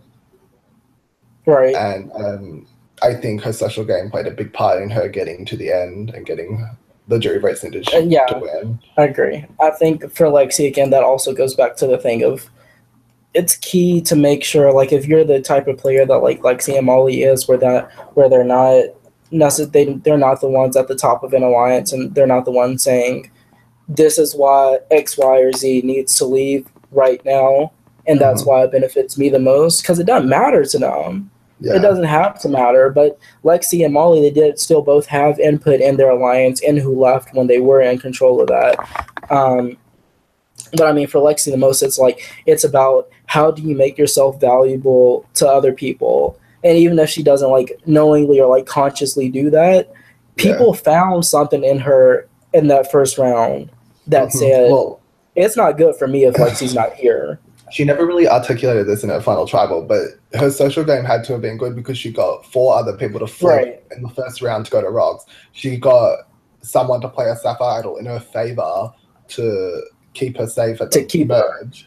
And then was never a target after that. Also, you could say that her social game with Jakey and Jesse was really good, like at the first swap, because she made them feel comfortable into keeping her over Eddie. Right. Like I said, that's key. And even after Callie leaving, she doesn't get targeted until Final 4, and that's because at that point it's too late. You know what I mean? Right. Like she was on the bottom from like Final 8 onwards, and she still didn't get 1 vote until the Final 4. And at that point, like, she was guaranteed a spot in the Final 3 because of the legacy. Right. So if, like, I think Lexi got the legacy at the right time and Callie gave it to the right person, because Lexi was lucky enough to get to, all she had to do was pass Final 5, and then she could have slept for like 3 days. Right. Because she was guaranteed Final 3.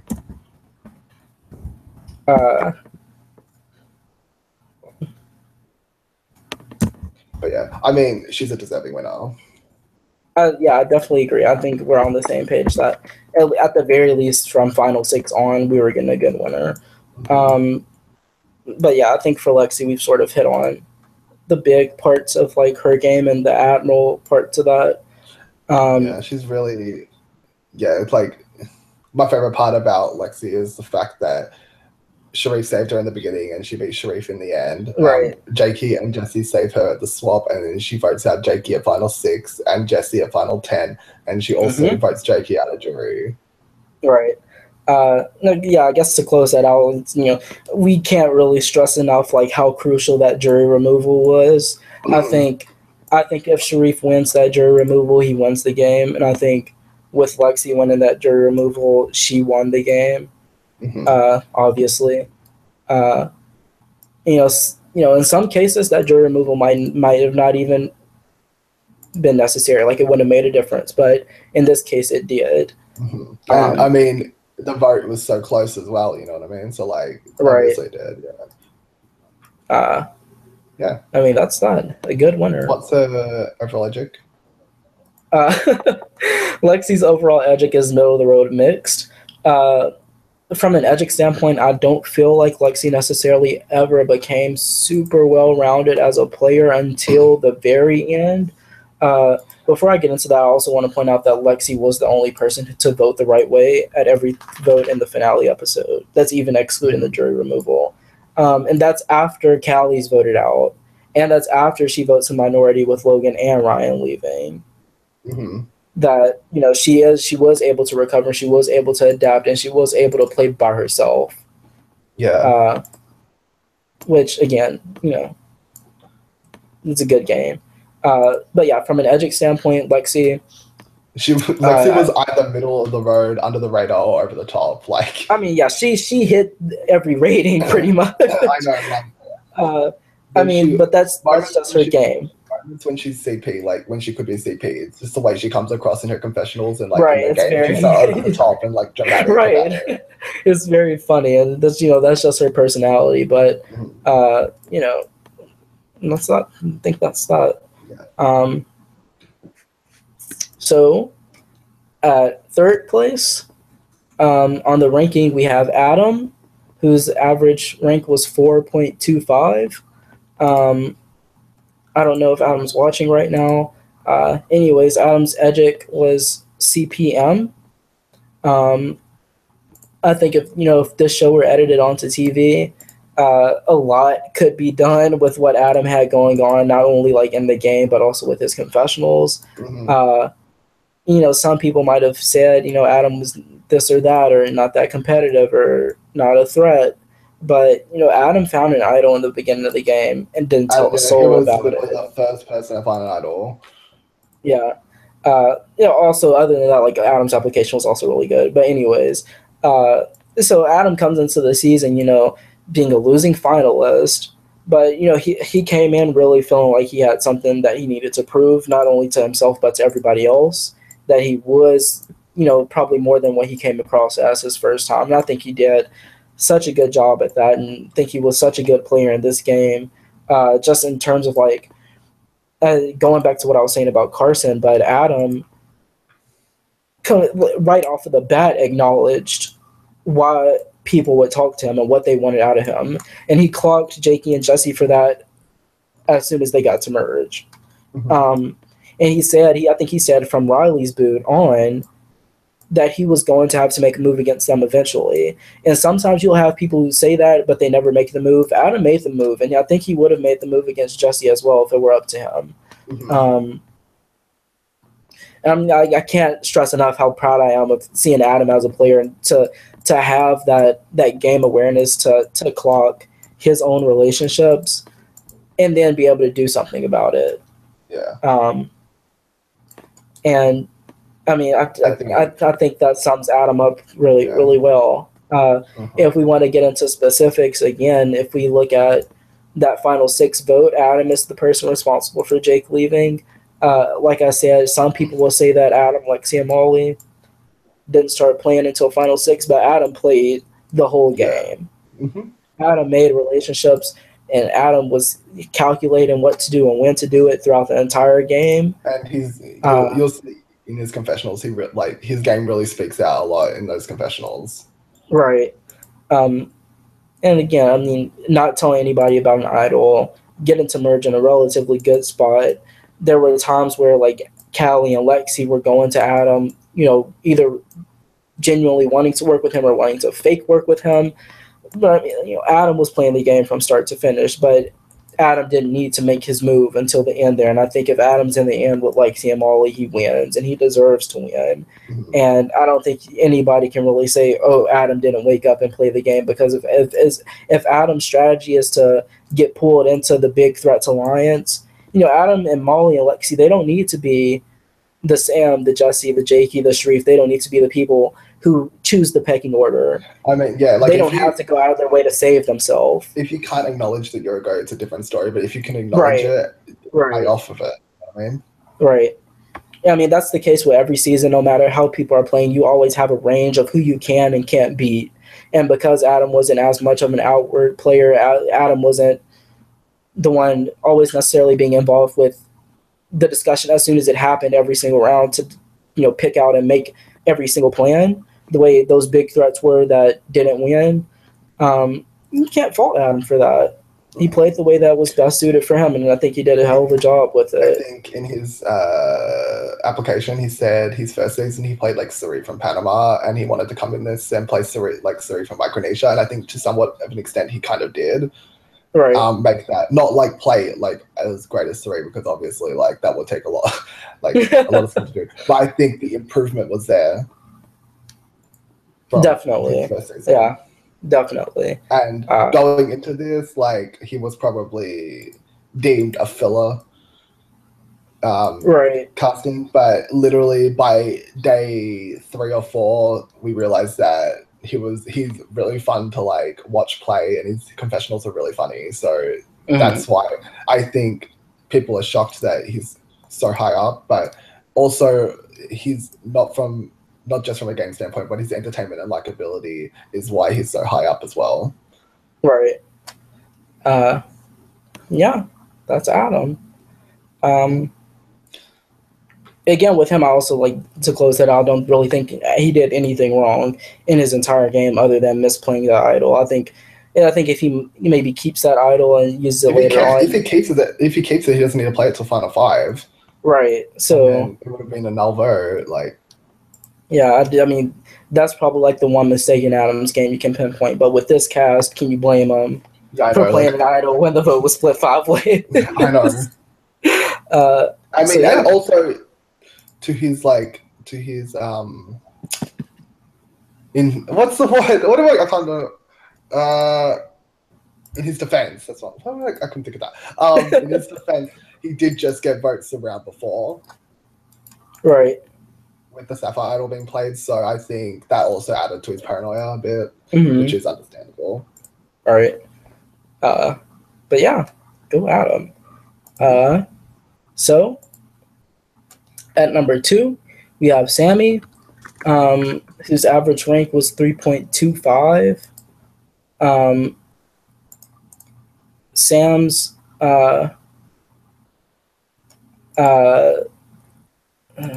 from a statistics Sam's overall edgic, Sam's overall edgic was CPM.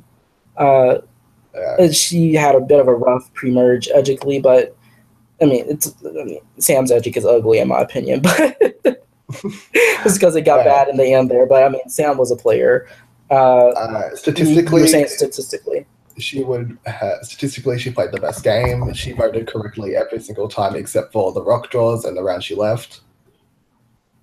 And being like, she played from the fucking bottom. Like, she was not in a power position like Jesse, Jakey, and Sharif. Like, she had to scrape by to get just to the next round, and to have voted in the majority every single time from the bottom is very fucking impressive. And I think had she made it to the end, she easily wins. Right. I don't see Sammy losing if she's at Final Tribal against, maybe I would say anybody. But I mean, we could praise Sam all day. I could find flaws in her game all day. He's voting at Callie. Clearly. Right. Okay. So if I were to analyze Samantha's game, and where she sort of went wrong here, I think she played the first half as good as she could for like her personality and her play style. That's just who Sammy is. And I think that second swap, or even that first swap, because that's when she started to like really cultivate something with Carson and Logan. That Logan thing was crucial later on. That second swap helped her out a lot with, getting with Callie and Lexi, which obviously was like the long-term alliance. And then like getting to merge and then starting out on the bottom there, like that Sapphire Idol opened up the game a billion different ways, and Sam capitalized on that, and basically controlling most of that post merge, or at least being in the know for most of it, is phenomenal. For Sam's game, though, I would say we've talked about this with her, but yeah, we've talked about it with Sam, but for everybody else, there are probably 2 moments in the game that we could pinpoint that would be a mistake depending on the outcome of where she places. Right. Well, obviously, the first one would be voting Callie out, because Callie, despite what Jakey and Sharif was telling her that Callie was voting her out, she did not vote her out. So, well, Callie did not vote for Sam. So, right. I think that round there was a lot of sort of miscommunication going on and misunderstandings, and I think Sam, with the panic of it all, sort of caved and just did what she felt like she had to do. Mm-hmm. I would say ultimately a mistake, because the people that one of the people that were two of the Sharif mainly, like that round was Sharif and Jake's move, and Sharif outlasted Sam. Mm-hmm. Where I don't think Sharif outlasts Sam if Callie doesn't leave that round. Exactly. But with that though, I think when that happened, I said I'm not gonna critique that too much, because if Sam wins, like that was the right move. If Sam doesn't win, very obviously that's where we can say like that's when things started to go wrong for her. I think for that round, I think the only person who really benefited Callie leaving would have been Sharif, because Callie was like right. Callie had the relationships with Sam, with Molly, with Jakey and Adam to an extent. So and Logan. And Logan as well. So I think the 5 people who voted out Callie, I think 4 of them it was not their best move, and for 1 of them it was. And I think their best move probably would have been to take out Lexi, because that would have weakened Callie. And for Sam and Molly, it would have shown how Callie voted the round before. And if they'd seen that Callie was being truthful to them about voting out Ryan, like they probably would have just flipped back and kept Logan that round, and right. What did we say? I think we had to sort of feel. I think for Sam that round, she should have just vote Ryan anyways, right? But we talked about it, and I talked about it with her. The other day, I think it probably would not. It probably would have tied at that point, and obviously you don't want it to tie. So I think I think her best move would have been to get Lexi out, but I think the circumstances were just not in her favor, because Adam was not around to change his vote. Right. Yeah. Had Adam been around, she probably would have pushed more for Lexi to leave. She would have been like, if you guys want me to make this move and you want me to flip, I will only vote out Lexi. Mm-hmm. And I think had Adam been around at the time, Lexi probably would have left. In retrospect, Callie wins. Right. Sure. So yeah, that happened. Then obviously, like Callie leaving, that legacy advantage goes to Lexi, which ultimately got Sam out. So again, maybe if that move isn't made, then maybe the legacy doesn't go to Lexi. Maybe Lexi doesn't use it against Sam at the end. I also think getting rid of Lexi, like, Callie would be out of options, and she kind of has right. To yeah, she neutralizes that legacy. Right. Sam would have had to. Like, Callie would have had to work with Sam at that point, and she probably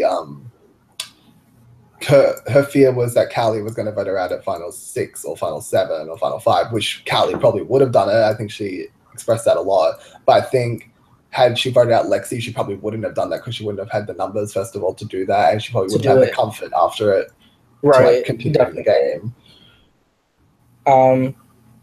So following that, I would say 100% the move for Sam that was the nail in her coffin in this end game was voting out Ryan instead of Sharif.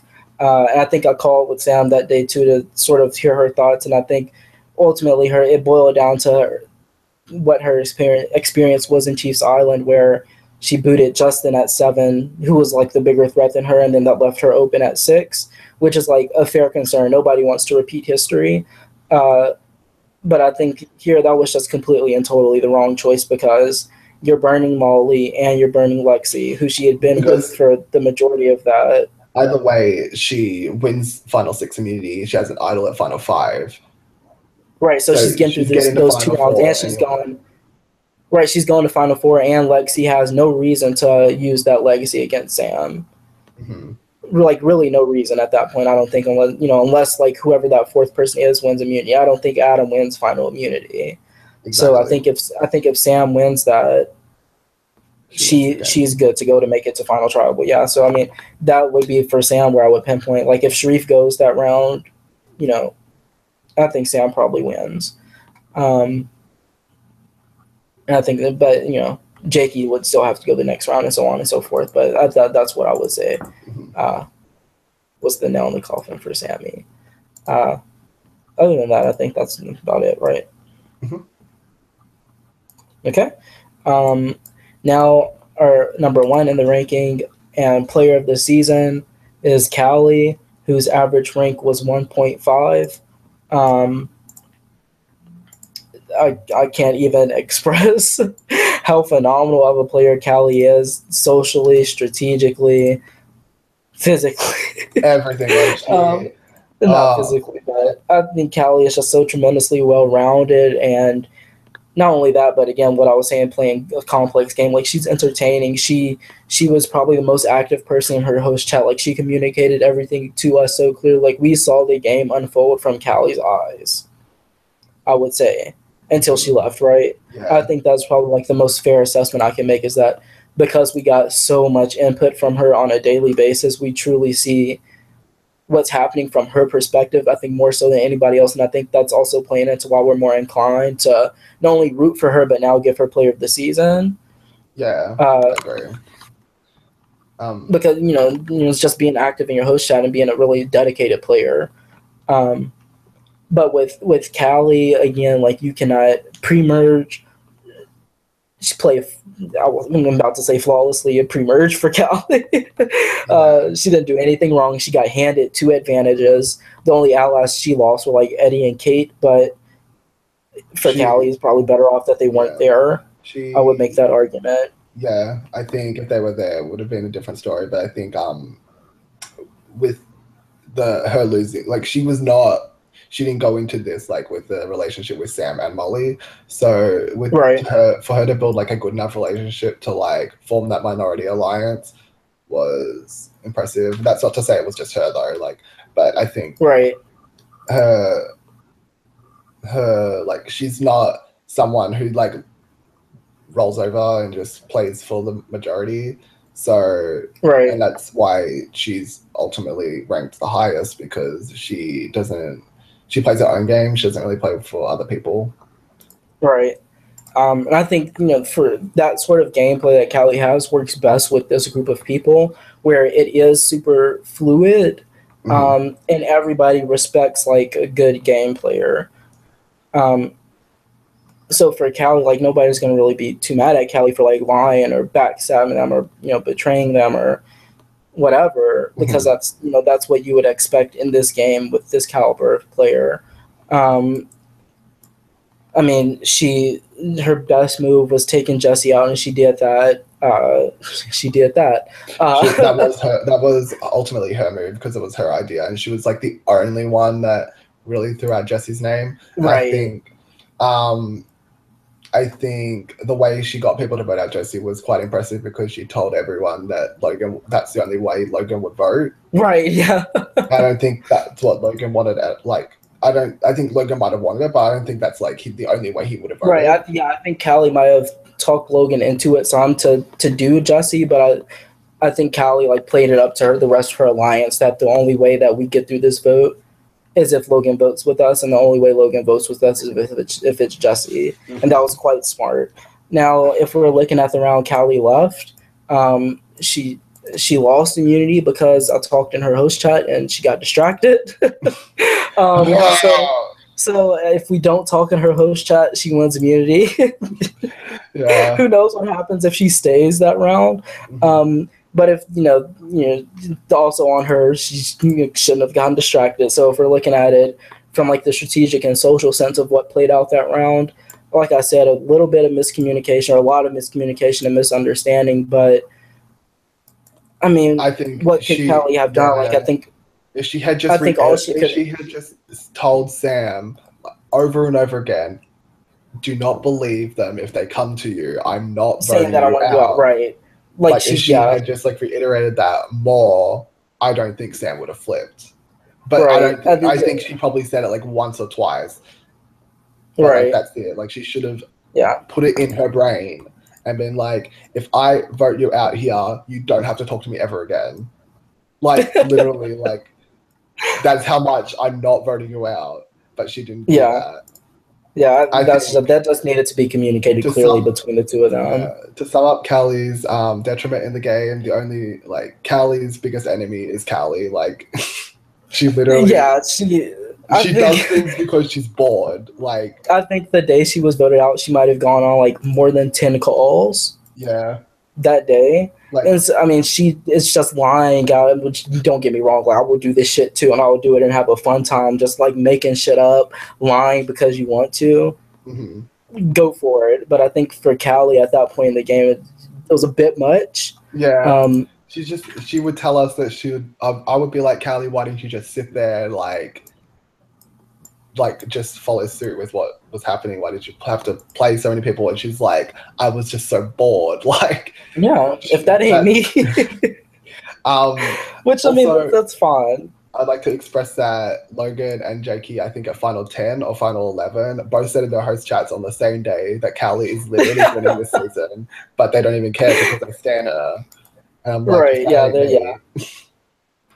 But I would say that was playing such a fucking good game until the round she left. Like, right, it was the issue of if I could like articulate what her problem is, it's that she masks her game so well in the first half, or at least she did it this time, that you throw so many smoke screens and you disguise your game so much so that people don't know that you're a snake. When you are a snake, that when they find out that you are, it's not so much of a shock.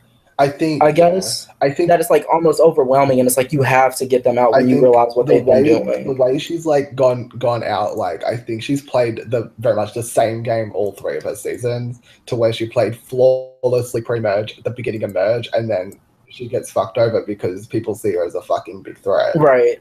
I don't know the solution to that. I mean, it's just like you said, she's her own enemy. So if she reveals her, I think you said it at one point as well, is that she showed her cards too early. Mm-hmm. I think she could have waited until 7. Yeah. Before even anything was even considered for her to do anything. Hands down, Callie was probably the person who would beat anyone in the end.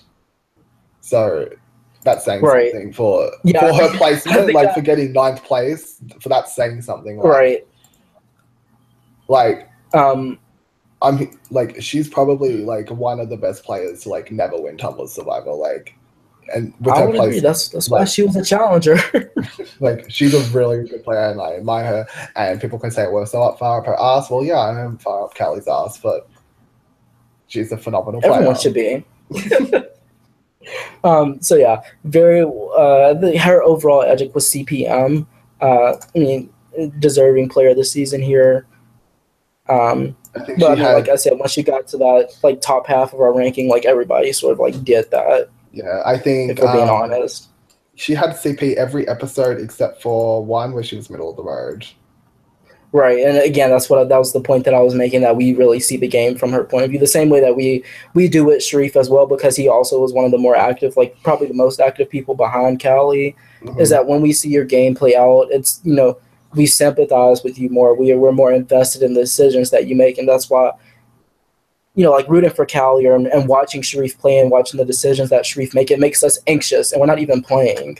We're anxious from a hosting standpoint because we see them to like succeed, like do well with right.